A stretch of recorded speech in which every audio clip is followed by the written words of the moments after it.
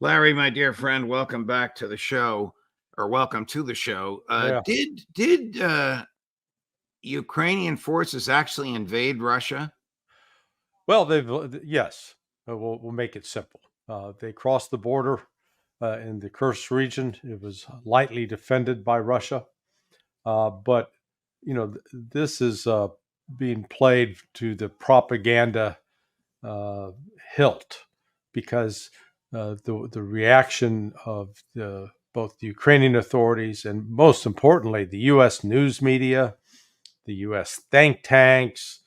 My God, they're celebrating this like it was that they're Germans, and this was the start of the Battle of the Bulge. Oh, we're sweeping the Americans from the field.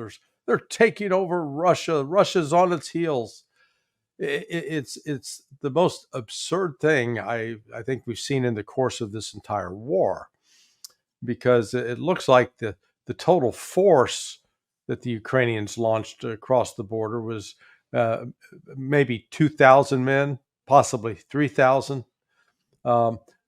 What's worth noting is that the Russians killed at least 1,500 of those within the first 2 days. So it's not exactly like they're rolling to victory. This has been a PR win, but it's really it has a short shelf life. The expiration date on it, I think, was on Sunday, because their original goal, it appears, was to get close to the nuclear power plant in Kursk and maybe even take control of it. They failed to do that.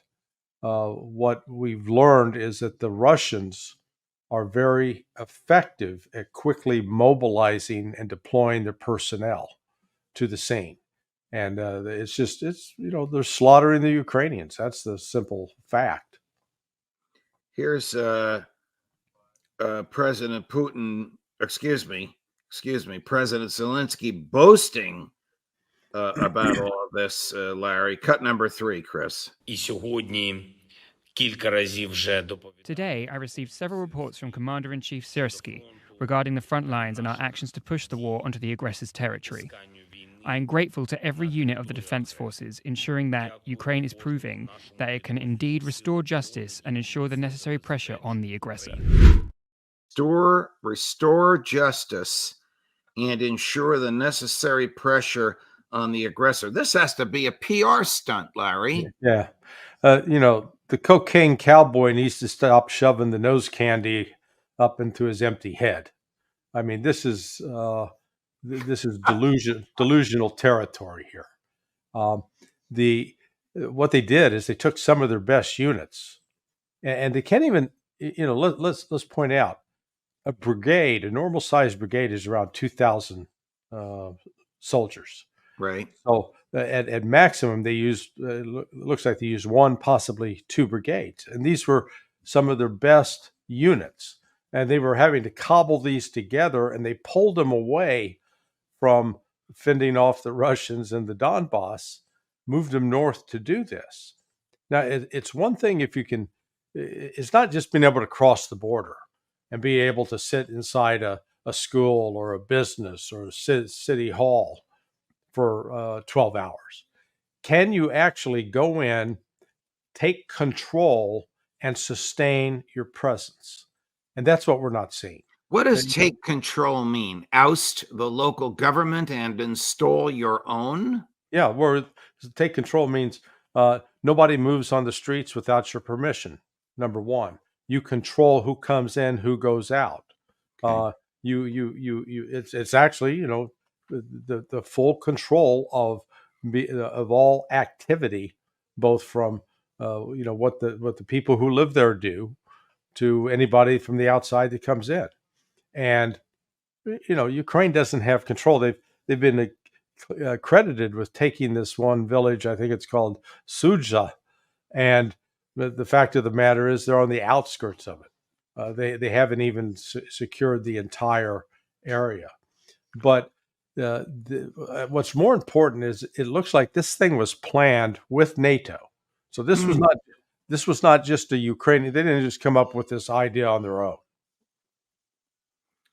is the are the Ukrainians attempting to set fire to or destroy the Zaporizhia nuclear power plant? Yeah, they did hit it with a drone yesterday, and that's why I said I think this was a coordinated plan. Their goal was first to reach and get, if not control of the Kursk nuclear power plant, at least bring it under, let's call, fire control, where they'd be close enough with artillery that they could shoot at it. Now, that raises a whole other question. If they get close enough with artillery, how in the world are they going to resupply those artillery batteries with the actual shells to fire? But let's just enter the world of fantasy and pretend that they can do that. But then in taking control of the Kursk plant, then they had this other attack that they launched yesterday, where they hit one of the cooling towers with a drone and set it on fire. Now, this is really crossing a nuclear red line when you start attacking one of those facilities. Because in theory, if you take out one of the cooling towers, you could potentially compromise the entire nuclear facility, and you could be back in potential Chernobyl range of a meltdown. Now, Russia has the Zaporizhia nuclear power plant, which is the largest one in all of Europe, has been it's been shut down, operating on just keeping the reactors going without having it actually operating at full blast. But nonetheless, it appears that the goal of this was that Ukraine was going to get control of the Kursk power plant and then use that as a bargaining chip, as leverage with the Russians, saying, okay, you give us back Zaporizhia, we'll give you back Kursk. That way, from the Ukrainian standpoint, they say that they'd be saving face. All right, so we're just to clarify this and educate me if I'm incorrect. We're talking about two power plants here. Correct. We're talking about the Zaporizhia one, which is in Ukraine. They attacked their own power plant. And then we're talking about one outside of Kursk, which they have attempted to, but failed to secure in an effort to engage in some kind of a switch. Correct. So if people are looking at a map, the Donbass is, in the center of the country. And so just go out to the 9 o'clock position, like you're looking at a clock face. That's where roughly the Zaporizhia power plant, a nuclear power plant, is. It's located on the river, near the river, the Dnieper River, in like the center of this. And Zaporizhia is one of the territories that Russia annexed in the election. And Russia's had control of this plant since the second day, I believe, of this beginning of the special military operation. So they've had it, for more than 2.5 years. Is it online? Is it operative? Does it Yeah. produce power for Ukrainian people? No, it's not. It hasn't been producing for it was not much. No, the Russians have gradually shut it down. And so the reactors are still on, but it is not operating at full power to provide electricity, not only to Ukraine, but to other parts of Europe. So like I said, this is the biggest facility of its type in Europe. But the Russians have had control of it. The Ukrainians have fired some mortars, rockets, artillery, and hit it with some drones in the past, but haven't done any damage. Hitting it Sunday with that drone in the cooling tower and starting that fire, that's significant. Now, what's interesting is Zelensky came out late yesterday and said, "Oh no, we didn't do that. That's the Russians." And he made two different claims: either that the Russians set a bunch of tires on fire to make it look like it was burning, or that it was the Russians who bombed it themselves. I think he finally realized that he was in trouble, that their plan to, try to do a trade of Kursk for Zaporizhia was literally blowing up. Chris, can you put that map right up, the one you just had there? So we see Kursk, and we see the symbol for the Kursk, or as McGovern says, correcting me, Kursk nuclear power plant. Yeah. Where is Zaporizhia on this map, Larry? What is it near? You see where that you see down there where it says Ukraine? Yes. Just sort of under the U. It'd be Okay. down around that area. Okay. A little bit to the west of it, or to the left as you're looking at the map. Okay. Has Kursk now been surrounded by Russian troops so as to contain the Ukrainian troops there that they've not yet killed? Yeah, well, the Ukrainians haven't made it that far north, so they're still about 25 to 30 kilometers to the south. They've occupied some different villages. I want to emphasize occupied, and are digging in, because the Russians are they're hitting them very, very hard. I mean, they're getting bombed, they're getting strafed. The columns of vehicles that Ukrainians were operating from have been blown up. You can see in some of the initial videos, they did move quickly, and they bypassed some of the defensive positions that the Russians had. And their goal was to get as fast as possible up towards Kursk, and to at least put it under fire control. That means that you can hit it with an artillery piece or with mortar, whatever they're firing. They failed to do that. And it is true that the Russians were caught off guard, but some people that have drawn on the West have drawn parallels with this as like the Battle of the Bulge. And yeah, there was a similarity in that in the Battle of the Bulge, Germans dressed up in American uniforms and took over certain key outposts, and the Ukrainians apparently did the same thing. They dressed up in Russian uniforms and took over some of the border control posts. But that's about where the similarities end, because the Russians responded very, very quickly. It took the United States during the Battle of the Bulge a week to try to be able to really get its act together. The Russians were moving within 24 hours, and I think there's really sort of an interesting, let's call it a silver lining to this, that Russia is now going to be able to move large concentrations of its forces up into that region that would have been that I think they were planning to do for launching a move on Kiev, or into Sumy, and this now gives them cover for action, because they can say, hey, we're deploying all these troops because we got all these crazy Ukrainians running around, and so that it's actually works out from both a tactical and strategic level of a benefit for the Russians. But as far as this, creating any kind of pressure on Russia to negotiate with Ukraine, it's doing just the opposite. Russia is not going to negotiate. Russia's not in a weak position. Russia's not losing. Russia's not faced internal political turmoil. And the West is just, man, they're whistling past the graveyard. Here's President Putin on Friday evening commenting on these events. Cut number 4. As you know, the Kyiv regime has undertaken another large-scale provocation and launched indiscriminate shelling of civilian buildings, residential houses, ambulances with different types of weapons, including missiles. Western media claims that the Kremlin is in panic. Yeah. Another PR stunt, probably fomented by Western intel.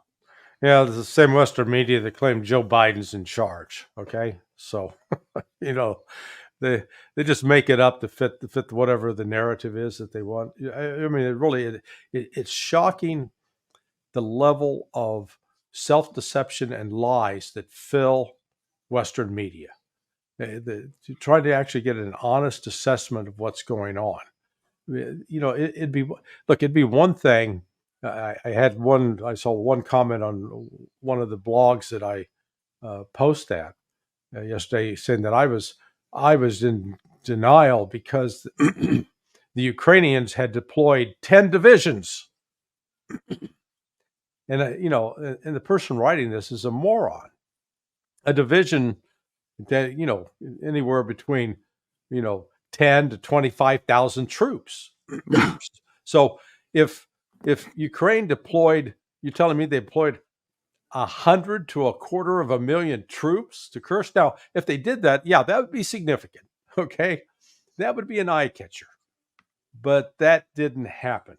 They're having the reports from other fronts, even from Western media in some cases, are conceding that a normal sized brigade is supposed to be 2,000 guys. Ukraine's having trouble filling up a battalion, which is around 500.